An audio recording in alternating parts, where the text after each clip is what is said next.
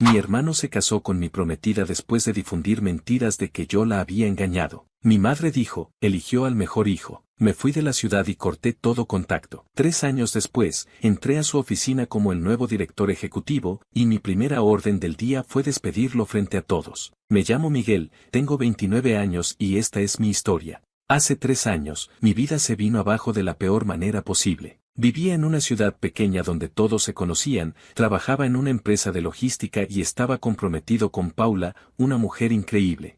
Estábamos a punto de casarnos, con planes para el verano, y yo creía que todo iba bien. Pero mi hermano mayor, David, tenía otros planes. David siempre fue el favorito de la familia. 3 años mayor que yo, tenía un carisma que hacía que todos lo quisieran. Era el típico tipo que siempre caía bien, pero yo sabía cómo era en realidad, egoísta, manipulador y siempre buscando ser el centro de atención. Desde chicos, si yo lograba algo, él encontraba la forma de opacarme. Si sacaba una buena nota, él llegaba con un trofeo. Si tenía una idea, él la tomaba y la hacía suya. Pero yo lo dejaba pasar porque era mi hermano. Todo se derrumbó una noche en una cena familiar en casa de mis padres. Estábamos todos ahí, comiendo el guiso de mi madre, con mi padre contando sus historias de siempre. David estaba en su salsa, contando anécdotas de su trabajo, y yo noté que me miraba raro, pero no le di importancia. Después de la cena, Paula me pidió hablar a solas. Fuimos al patio y, con los ojos llenos de lágrimas, me preguntó si la estaba engañando. Me quedé en shock.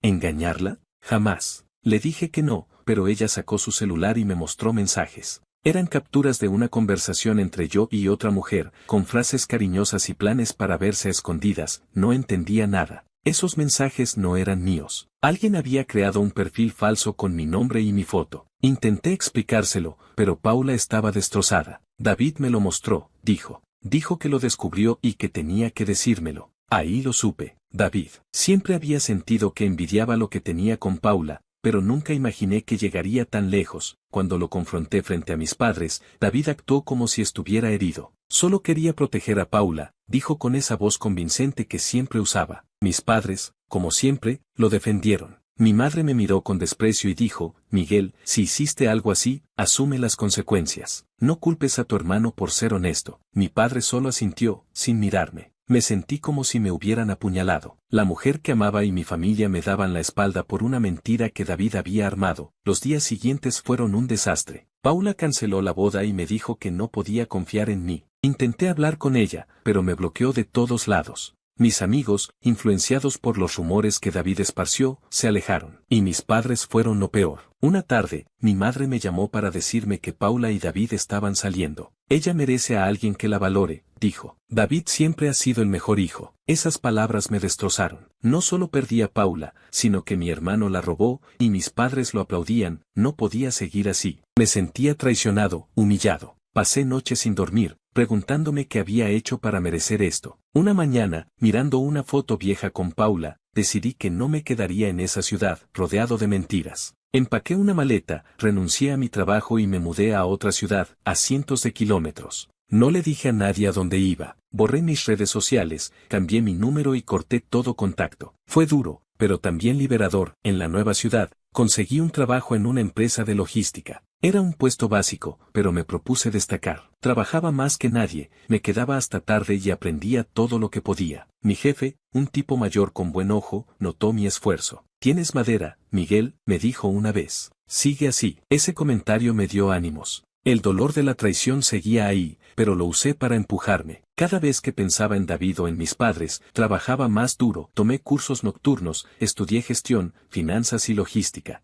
Me volví implacable, no por venganza, sino para demostrarme que valía más que las mentiras de David. 2 años después, mi vida había cambiado. Había subido a gerente de operaciones en la empresa, que crecía rápido. Yo era parte clave de ese éxito. Pero el verdadero cambio vino con una fusión empresarial. La compañía se unió a una corporación más grande, y durante las negociaciones, me ofrecieron ser el director ejecutivo de la nueva división. El puesto significaba volver a mi ciudad natal, donde estaría la nueva sede. Al principio, no quería. Volver a ese lugar me traía malos recuerdos, pero luego pensé en lo lejos que había llegado. No era el mismo Miguel que se fue, derrotado. Era un hombre nuevo, con poder y un propósito. Acepté el puesto, sabiendo que el destino me estaba dando una oportunidad. Cuando llegué a la oficina, revisé la lista de empleados. Y ahí estaba, David, mi hermano, trabajando como gerente de nivel medio. El tipo que destruyó mi vida ahora estaba bajo mi mando. No voy a mentir, sentí una chispa de satisfacción. Esto apenas comenzaba. Mi primer día como director ejecutivo fue un torbellino.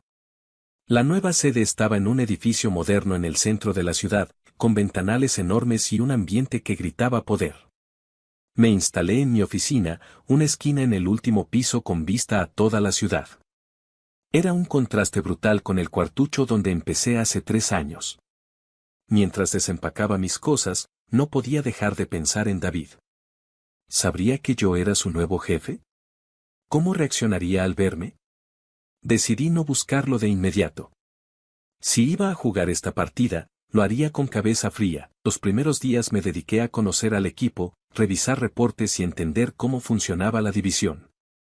La empresa de logística manejaba envíos internacionales, y mi rol era asegurarme de que todo fluyera sin problemas. Pero no tardé en notar que algo olía mal en el departamento que David dirigía. Sus reportes eran un desastre, números que no cuadraban, plazos incumplidos y quejas de clientes que nadie había atendido. Me sorprendí, pero no tanto. David siempre había sido bueno para hablar, pero pésimo para cumplir. Una mañana, durante una reunión con los gerentes, lo vi por primera vez en 3 años. Entró a la sala de juntas con esa sonrisa confiada, como si fuera el dueño del lugar. Estaba igual, cabello perfectamente peinado, traje caro, actitud de quien cree que todos lo adoran. Pero cuando me vio sentado a la cabeza de la mesa, su sonrisa se congeló.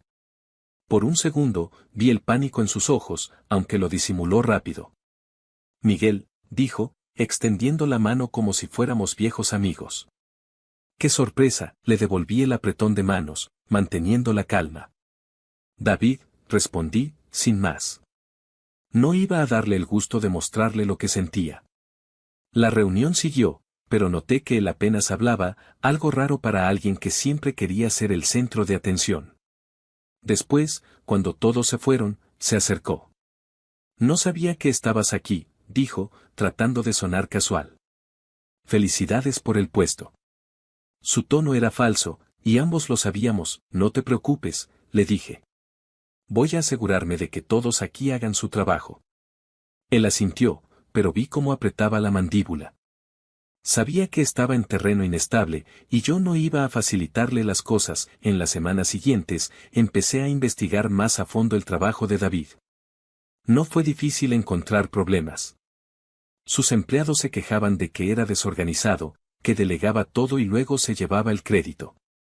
Peor aún, descubrí que había usado fondos de la empresa para gastos personales, cenas caras, viajes que no tenían nada que ver con trabajo. Incluso un reloj de lujo que apareció en una factura disfrazada de gastos de representación. Cada hallazgo era una pieza más en el rompecabezas. David no solo era un mal gerente, estaba robando. Podría haberlo despedido de inmediato, pero no quería actuar por impulso. Si iba a hacer algo, sería de manera que nadie pudiera cuestionarme. Empecé a documentarlo todo, correos, facturas, reportes de rendimiento. Hablé con su equipo, que al principio dudaba en decir la verdad, pero poco a poco confesaron cómo David los presionaba para cubrir sus errores. Una asistente, Clara, me dio una carpeta con pruebas que había guardado en secreto, temerosa de perder su trabajo. Siempre supe que algo no estaba bien, me dijo. Pero él es intimidante. Mientras tanto, David intentaba jugar sucio. Empezó a esparcir rumores entre los empleados, diciendo que yo había conseguido el puesto por conexiones, que no tenía experiencia, que iba a hundir la empresa. Lo supe porque algunos colegas, leales a mí, me lo contaron. Era el mismo truco de siempre, mentir para quedar bien. Pero esta vez, no estaba lidiando con una familia ciega a sus defectos. Estaba en mi terreno, y yo tenía el poder. La presión no solo venía de David. Mis padres se enteraron de que estaba de vuelta en la ciudad. Una tarde, mi madre me llamó. No contesté al principio, pero dejó un mensaje de voz. Miguel, ¿cómo no nos dijiste que volviste? Ven a casa, tenemos que hablar. David nos contó que estás en la misma empresa. No hagas nada estúpido, es tu hermano. Escuché el mensaje y lo borré. No estaba listo para enfrentarlos, no después de cómo me dieron la espalda. Unos días después, mi padre apareció en la oficina sin avisar. Entró con esa actitud autoritaria que usaba cuando quería imponerse. Necesitamos hablar, Miguel, dijo, sentándose sin que lo invitara. Lo que estás haciendo con David no está bien. Es tu familia. Me quedé callado, dejando que hablara. Dijo que David estaba bajo mucha presión, que yo debía ayudarlo, no hacerle la vida difícil. Cuando terminó, solo dije, aquí no se trata de familia. Se trata de hacer las cosas bien. Se fue molesto, diciendo que me arrepentiría. Esa visita me dejó furioso, pero también más decidido. No iba a dejar que volvieran a manipularme. Seguí recopilando pruebas, trabajando con el Departamento de Finanzas y Recursos Humanos para armar un caso sólido. Sabía que no podía simplemente despedir a David sin más, tenía que ser en el momento justo, de manera que nadie pudiera acusarme de actuar por motivos personales. Mientras tanto, en la oficina, David seguía con su juego. Intentaba congraciarse con otros gerentes, invitándolos a comidas caras, con el dinero de la empresa, por supuesto, y hablando mal de mí a mis espaldas. Pero yo tenía aliados. Mi jefa de operaciones, Sofía, era una mujer directa que no se dejaba impresionar por las sonrisas de David. Ese tipo es un desastre, me dijo una vez. Si no lo sacas pronto, va a hundir su departamento. Le aseguré que estaba trabajando en ello. Un día, Clara, la asistente, vino a mi oficina con una bomba. Había encontrado correos de David ofreciendo descuentos no autorizados a un cliente a cambio de favores personales. Era la prueba final que necesitaba. Con eso, podía no solo despedirlo, sino asegurarme de que enfrentara consecuencias legales si era necesario. Pero no quería ir tan lejos, no todavía. Mi plan era simple, exponerlo frente a todos, no por venganza, sino para mostrar que nadie estaba por encima de las reglas. La oportunidad llegó con una reunión de accionistas programada para finales de mes. Era un evento grande, con los dueños de la corporación, gerentes y algunos clientes importantes presentes. Decidí que ese sería el momento. Pasé noches preparando mi presentación, asegurándome de que cada detalle estuviera perfecto. No iba a ser solo sobre David, iba a mostrar los problemas de su departamento, cómo afectaban a la empresa y qué haríamos para solucionarlo. Pero todos sabrían quién era el responsable. La noche antes de la reunión, no dormí. No eran nervios, era una mezcla de adrenalina y algo más profundo. Por primera vez en años, sentía que tenía el control. Pensé en Paula, en mis padres, en todas las veces que me hicieron sentir menos. Esto no era solo por mí, era por cerrar un capítulo que me había perseguido demasiado tiempo. El día de la reunión, la sala estaba llena. David estaba ahí, sentado en una esquina, con su sonrisa de siempre, como si nada pudiera tocarlo. Me levanté, encendí el proyector y empecé a hablar. Mostré los números, los retrasos, las quejas, los gastos injustificados. Luego, sin mencionar su nombre al principio, dejé que las pruebas hablaran. Facturas, correos, reportes de empleados. La sala estaba en silencio. Cuando terminé, miré a David y dije, por estas razones, el gerente de este departamento será removido de su puesto, efectivo de inmediato. El rostro de David se puso blanco. Intentó hablar, pero lo corté. No hay nada que decir, dije. Las pruebas son claras. Los accionistas asintieron, y Sofía me dio una mirada de aprobación. David salió de la sala sin decir una palabra, seguido por las miradas de todos. No sentí alegría, pero sí alivio. Había ganado esta batalla, pero sabía que no era el final. Esa noche, mi madre me llamó furiosa. ¿Cómo pudiste humillar a tu hermano así?, gritó. Eres un egoísta. Colgué sin responder. Sabía que intentarían culparme, pero ya no me importaba. Había hecho lo correcto, y nadie podía quitarme eso. El despido de David fue como tirar una piedra a un estanque, las ondas se extendieron rápido. En la oficina, los rumores volaban. Algunos empleados susurraban que había sido demasiado duro, otros decían que David se lo buscó. Pero la verdad era que nadie cuestionó mi decisión en serio, no después de las pruebas que presenté en la reunión de accionistas. Los números no mienten, y los correos, facturas y quejas de clientes hablaron más alto que cualquier excusa que David pudiera inventar. Mi madre no se rindió fácil. Durante los días siguientes, mi celular se llenó de mensajes suyos, cada uno más intenso. «Estás destruyendo a tu hermano», decía uno.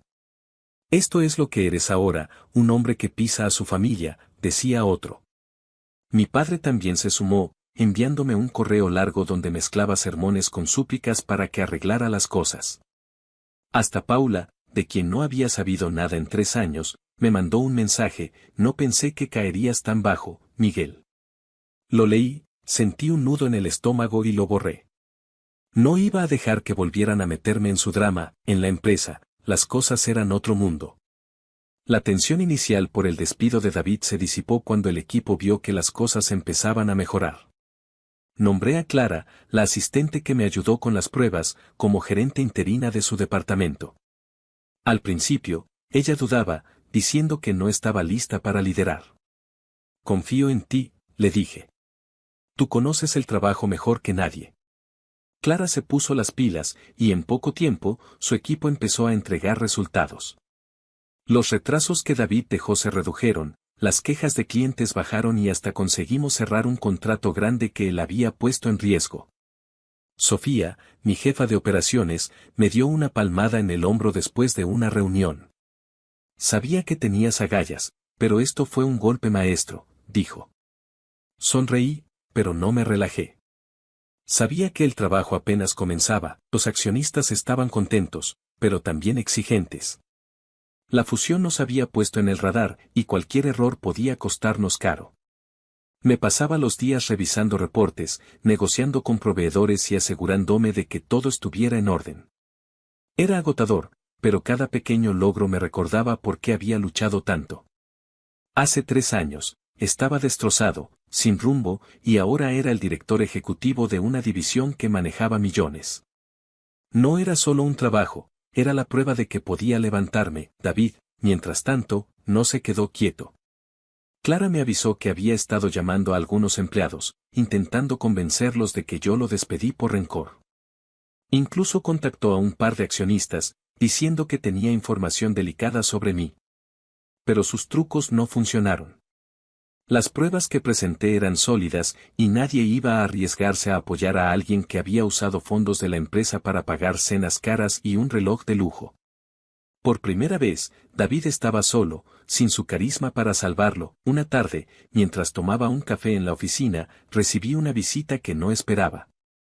Mi madre apareció en la puerta, con esa mirada de reproche que me conocía de memoria. «Tenemos que hablar, Miguel», dijo, entrando sin esperar que la invitara. Cerré la puerta para evitar miradas curiosas y me senté frente a ella. «Habla», dije, cruzando los brazos. No iba a darle el control de la conversación. «Lo que hiciste con David fue cruel», empezó. «Es tu hermano.